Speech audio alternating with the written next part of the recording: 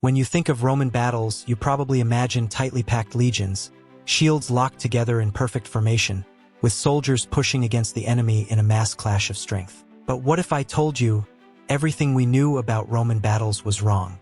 Let's start with the first major misconception, the famous Roman battle formations. You've likely seen pictures of Roman soldiers fighting in tightly packed ranks, their shields forming a wall, all moving as one unit. The reality? Romans didn't fight like that. Unlike the Greek hoplite formations where soldiers pressed closely together, the Romans allowed more space between their men. This wasn't just for comfort, it was a deliberate tactic to enable individual combat and flexibility. Another common image is that Roman shields were used to push back the enemy, much like the Greeks used their hoplon shields. But this was never the case for the Romans. Roman shields, the scutum, were large, curved, and excellent for protection, but not designed for pushing. This key difference signals a shift in the way Romans approached battle. Instead of relying on brute force to shove the enemy into submission, the Romans focused on finesse and swordsmanship. To understand how this worked in practice, let's turn to one of the best historical sources on Roman combat, Julius Caesar. In his account of the Battle of the Sabus, Caesar gives us an insight into Roman tactic. Rather than being tightly packed, the Roman lines were looser, giving soldiers enough room to maneuver and effectively use their swords. This flexibility in formation allowed them to fight without feeling overwhelmed by the massive bodies around them. Speaking of swords, let's break down what made Roman sword fighting so effective. Each soldier needed space, about 3 feet, to wield their gladius effectively. If soldiers were packed too closely together, their movements would be restricted, and they'd lose the ability to strike with precision. In a Roman battle, there was space for every man to fight, whether on the front lines or in the second or third ranks. When we think of a Roman battle, we often picture the front line holding steady, fighting to the last man. But the Romans had a strategic reserve. The front line would extend as the battle raged, but it wasn't about holding at all costs. If the pressure became too great, soldiers could retreat to a safety zone behind them, allowing fresh troops to step forward. This rotating system meant that the soldiers on the front were never entirely exhausted and could keep fighting for longer. The Roman battle model was incredibly flexible. They didn't just rely on brute force, they adapted their tactics based on the flow of battle. This flexibility wasn't only tactical, but psychological as well. The ability to retreat and rotate ranks meant that the army could maintain cohesion and morale throughout the battle, something that was key in keeping soldiers from mentally collapsing under the strain of prolonged combat. Speaking of strain, we need to address something crucial: the stress of battle. Being on the front line was one of the most taxing experiences a soldier could endure. While soldiers directly engaged with the enemy faced intense psychological and physical stress, those in the rear ranks didn't experience the same level of fatigue. They could keep their energy up and rotate in as fresh forces when needed, ensuring the battle kept going without breaking down into chaos. If this sounds familiar, it should. Roman tactics bear a striking resemblance to modern tactics in riot control or even boxing. In both cases, fighters or officers take turns being active while others remain on standby.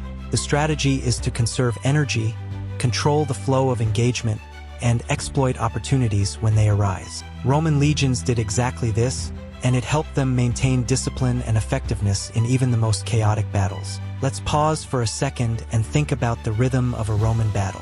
It wasn't a frenzy of constant movement. More often than not, Roman battles involved extended standoffs, exchanges of missile fire, skirmishes, and intermittent charges. The battle would ebb and flow, with neither side giving ground until one side finally broke under the pressure. This slow buildup of tension is what we typically forget when imagining Roman warfare. This isn't just speculation. Ancient sources like Livy provide examples of such battles, like the Etruscan battle in 310 BC. In his account, the battle was not a quick clash, but a protracted struggle with pauses and moments of tense waiting. Soldiers stood their ground, traded missile fire, and only when the right opportunity presented itself would the Romans charge, knowing they had the flexibility to maintain their position throughout. We often hear that deep ranks in Roman formations were meant to apply pressure to the enemy, but that's not entirely true. Roman deep formations had a different purpose: to replace exhausted soldiers. When soldiers in the front ranks grew tired, the men behind them would step forward, keeping the pressure on without tiring out the whole unit. One thing that could ruin all of this flexibility: flanking. If an enemy managed to get around the Roman lines, it could devastate the formation. Romans were trained to hold a strong front, but once the enemy breached their sides, the entire unit could collapse. That's why flanking attacks were so effective. They disrupted cohesion, forcing soldiers into tighter, more vulnerable spaces, leading to chaos in an otherwise well-organized unit. Another key element in Roman battle tactics was the ability to move freely between units. Unlike some ancient armies, where chaos ruled when units broke apart, the Roman legions had gaps between their formations. This allowed commanders to move freely, messengers to carry orders, and soldiers to retreat or regroup when necessary. The Roman battle system wasn't just about brute strength, it was about controlled chaos. It's also worth noting that Roman tactics weren't the only game in town. Barbarian armies had their own strategies, often relying on elite warriors leading charges. But even in the face of this, Roman forces adapted, using their flexible formations and tactics to respond accordingly. Roman formations could withstand the shock of these elite charges, allowing them to neutralize these barbarian advantages over time. We also need to talk about leadership. The Roman century was the basic unit of the Roman army, and each century operated almost independently, with three key officers: the centurion, optio, and signifer. The centurion was not just a commander but the backbone of the Roman battle system. They were crucial for maintaining morale, pushing their soldiers to fight, and leading them into the thick of combat. The centurion was the linchpin of Roman warfare. Their role went beyond simply leading. They had the power to directly influence the outcome of a battle. Whether it was through rallying troops or making decisive calls in the heat of battle, centurions ensured that Roman tactics were executed to perfection, making them far more influential than many other officers in history. A crucial element in Roman battle tactics was the quincunx or checkerboard formation. This allowed Roman soldiers to alternate between lines, creating space for charges while maintaining cohesion.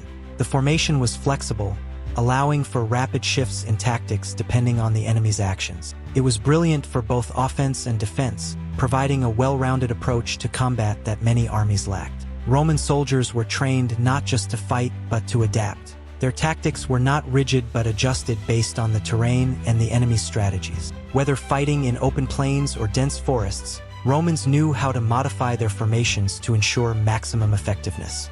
This adaptability made them a force to be reckoned with, and a key reason why they were so successful in battle for centuries. In the end, the Roman army wasn't just about strength and discipline, it was about flexibility, tactics, and the ability to adapt. Their formations weren't meant to overwhelm through sheer force but through calculated control, allowing them to fight longer, smarter, and more efficiently. So, the next time you think about Roman battles, remember, everything we thought we knew might have been wrong.